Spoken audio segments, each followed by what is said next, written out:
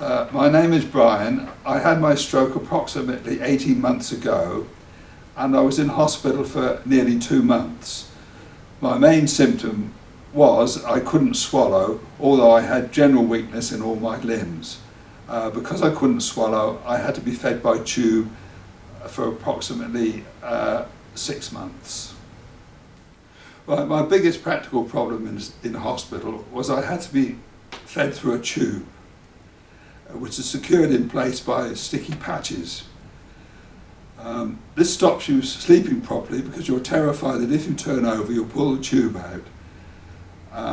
And it's really horrible if you have to have it refitted. It's the most horrible experience I've ever had in my life, I'm sure.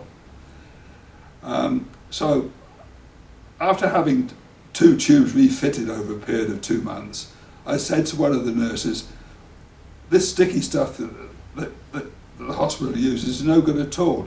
I've seen some tape that you use for other purposes that I could stick it on better myself. And she said, yes, okay. And 5 minutes later she came back with a roll of this sticking plaster tube, sticking plaster on a roll, and a pair of scissors. And she said, go to the toilet, look in the mirror, and have a go at it. So I went and stuck this sticky stuff so that the tube just would not shift. It was over-engineered, and I looked absolutely horrible in the mirror with sticking stuff all over my nose and my face, but this tube would not shift.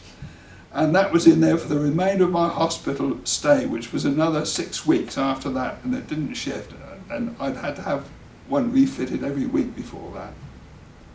So the important thing was you managed to avoid having to have the tube refitted again in this horrible experience. And I was really impressed with the nurse.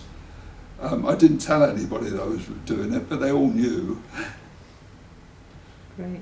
So what was it you particularly liked about the way the nurse responded to that? Well, that she trusted me to do it and didn't fuss over me while I was doing it. And you obviously did the job. Obviously I did the job, because nobody could believe that it was still in place after 6 weeks. That is rather a long time. Apart from general weakness, my biggest problem was I could not swallow, and I was having to be fed through a tube, through my nose and into my stomach. This really worried me because I couldn't see an end to it. But however, after about a fortnight, I could suddenly feel a very faint swallow. I was able to swallow my own fluids. And I was so pleased that although it was the middle of the night, I rang the bell, and the nurse came along and she felt my neck and confirmed that there was a weak swallow there.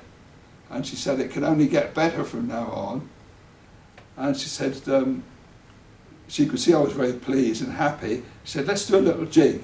So I got out of bed, although I sat on the edge of the bed, I was already out. And we did a little twirl in the next to the bed and sat down, and I was really felt happy and positive from there on.